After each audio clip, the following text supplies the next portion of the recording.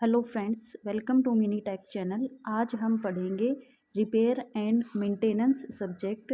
Repair and maintenance subject diploma civil engineering fifth semester का subject है। तो diploma civil engineering के सभी स्टूडेंट चैनल को सब्सक्राइब कर लें ताकि उनको आने वाली हर वीडियो का नोटिफिकेशन मिलता रहे। तो आइए शुरुआत करते हैं हम।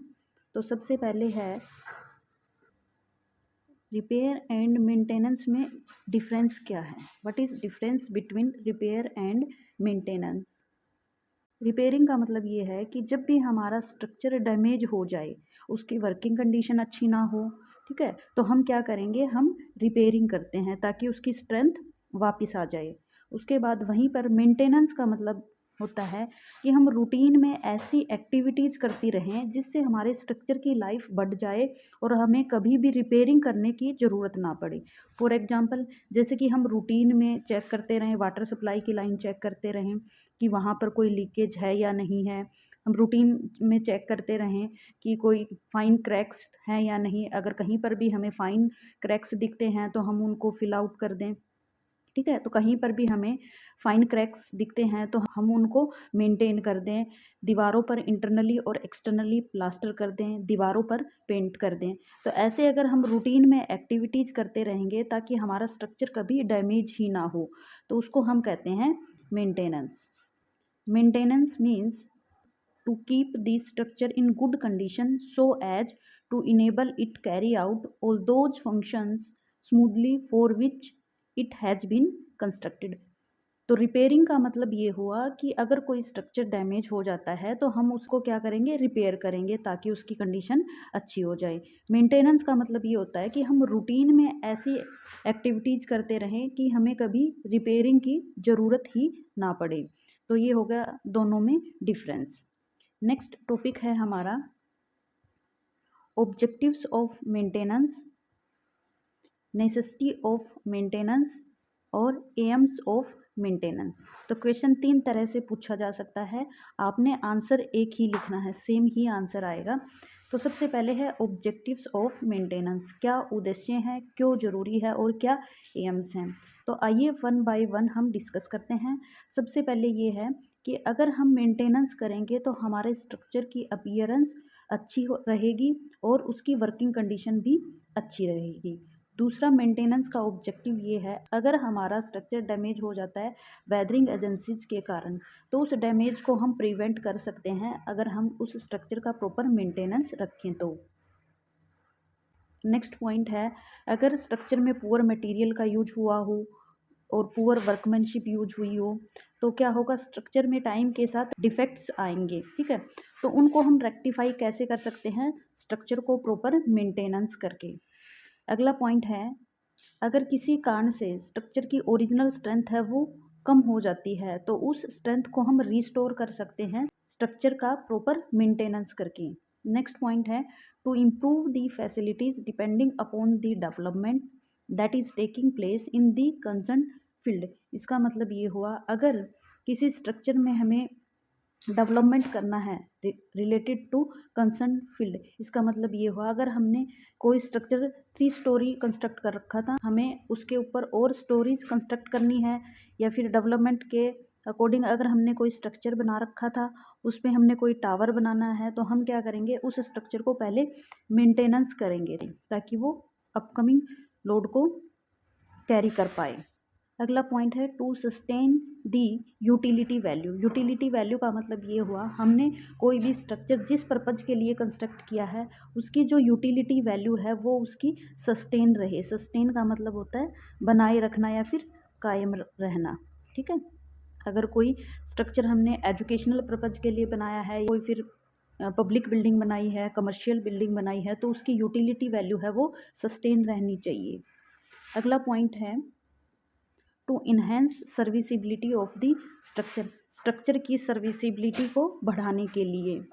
अगला पॉइंट है, to avoid crisis maintenance by regular and planned maintenance programme. हम अगर किसी स्ट्रक्चर की हम रेगुलरली मेंटेनेंस करते रहेंगे तो हमें कभी भी क्राइसिस मेंटेनेंस की ज़रूरत नहीं पड़ेगी। क्राइसिस मेंटेनेंस का मतलब होता है इमरजेंसी, ठीक है। तो कभी भी हमें ऐसी इमरजेंसी नहीं होगी कि हमें तुरंत मेंटेनेंस करना पड़े। तो ये पॉइंट्स हो गए ऑब्जेक्टिव्स ऑफ मेंटेनेंस। तो ये 8 पॉइंट हैं, इनको आप ध्यान रखेंगे, एग्जाम में कई बार क्वेश्चन पूछा जाता है।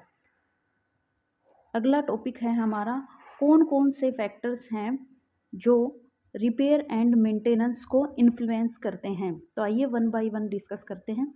तो following are the factors which influence the decision to carry out repair and maintenance of the structure. तो ये वो पॉइंट्स हैं जिससे हम डिसीजन लेंगे कि हमें रिपेयर एंड मेंटेनेंस करना है या नहीं। फर्स्ट है एज ऑफ प्रॉपर्टी, सेकंड है टोटल कॉस्ट इन्वॉल्व, थर्ड है availability of the resources, fourth urgency of maintenance, next है future use of the structure and social consideration. आइए वन बाय वन इनको डिस्कस करते हैं। सबसे पहले है एज ऑफ प्रॉपर्टी। तो जब भी हमें रिपेयर एंड मेंटेनेंस का काम करना है तो सबसे पहले हम क्या करेंगे, उस स्ट्रक्चर की एज देखेंगे कि उसकी रिमेनिंग यूजफुल लाइफ कितनी बची हुई है। उस एज के अकॉर्डिंग ही हम उस पर टोटल कैपिटल खर्च करेंगे। क्लियर है। तो सबसे पहले हमें ये पता करना है कि उस बिल्डिंग की एज कितनी है, या एज ऑफ प्रॉपर्टी कह सकते हो कि उसकी रिमेनिंग यूजफुल लाइफ कितनी बची हुई है। ठीक है। अगर उसकी यूजफुल लाइफ ज़्यादा है, बिल्डिंग की एज ज़्यादा बची हुई है, तो हम उस पर ज़्यादा कैपिटल भी यूज कर सकते हैं। अगर बिल्डिंग की एज ही कम बची हुई है तो हम उस पर कम खर्च करेंगे। अगला पॉइंट है टोटल कॉस्ट इन्वॉल्व। तो टोटल कॉस्ट जो भी लगेगा रिपेयर एंड मेंटेनेंस में, सबसे मेजर फैक्टर है ये डिसीजन लेने के लिए कि हमें उसकी रिपेयर एंड मेंटेनेंस करनी है या नहीं है। तो किसी भी स्ट्रक्चर का मेंटेनेंस करने से पहले टोटल कॉस्ट कैलकुलेट कर लेना चाहिए। टोटल कॉस्ट में क्या क्या इंक्लूड होता है, मटेरियल का कॉस्ट, लेबर का कॉस्ट और इक्विपमेंट का कॉस्ट। अगर कॉस्ट ज़्यादा आ रहा है रिपेयर एंड मेंटेनेंस का तो हम रिपेयर एंड मेंटेनेंस नहीं करेंगे। अगला पॉइंट है अवेलेबिलिटी ऑफ द रिसोर्सेज। तो मेंटेनेंस करने से पहले हमें कंसीडर कर लेना चाहिए कि वहाँ पर रिसोर्सेज अवेलेबल हैं या नहीं हैं। रिसोर्सेज में हमें क्या क्या चाहिएगा, हमारे पास मटेरियल इजीली अवेलेबल हो जाना चाहिए, इक्विपमेंट्स अवेलेबल हों और लेबर्स अवेलेबल हों। और यही तीनों फैक्टर हैं जो टोटल कॉस्ट को भी प्रभावित करते हैं। ठीक है। तो अवेलेबिलिटी ऑफ रिसोर्सेज है या नहीं है।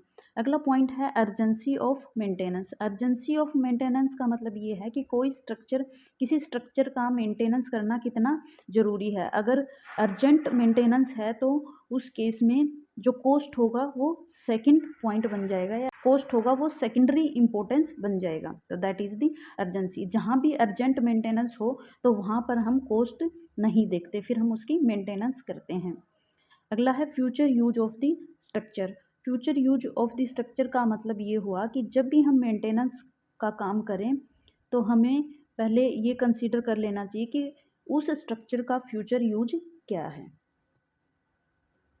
अगला पॉइंट है सोशल कंसिडरेशन। तो कौन कौन से पॉइंट हमें ध्यान में रखना चाहिए जब भी हम मेंटेनेंस का काम करें। तो पहला पॉइंट है the maintenance should be planned properly to minimise the nuisance. Nuisance का मतलब होता है कोई भी बाधा या फिर रुकावट। ठीक है। तो हमारा मेंटेनेंस प्रॉपरली प्लान्ड होना चाहिए ताकि उसमें मिनिमम न्यूसेंस हो, उसमें मिनिमम रुकावटें आए। अगला है the maintenance work should be undertaken without disturbing the occupants और if possible it may be carry out when the building is unoccupied. इसका मतलब ये हुआ कि जब भी हम मेंटेनेंस का काम करें तो बिल्डिंग को जो यूज कर रहे हैं, जो भी ऑक्यूपेंट्स हैं, उनको मिनिमम डिस्टर्ब हो। और हमें ये कोशिश करनी चाहिए कि हम मेंटेनेंस तब करें जब बिल्डिंग अनऑक्यूपाई हो, बिल्डिंग खाली हो, तब हमें मेंटेनेंस का काम करना चाहिए। अगर हम मेंटेनेंस का काम कर रहे हैं जब बिल्डिंग में लोग रह रहे हैं, उन लोगों को डिस्टर्बेंस कम होनी चाहिए। उसके बाद है disturbances such as noise, dust, smell and interruption of services should be minimum. जब भी हम मेंटेनेंस का काम करें तो नॉइज, डस्ट, स्मेल कम से कम हो। और जो भी सर्विसेज हैं जैसे इलेक्ट्रिसिटी की सर्विसेज, पानी की सर्विसेज। आई होप आज का टॉपिक आप लोगों को समझ में आया होगा। नेक्स्ट क्लास में हम पढ़ेंगे क्लासिफिकेशन ऑफ मेंटेनेंस।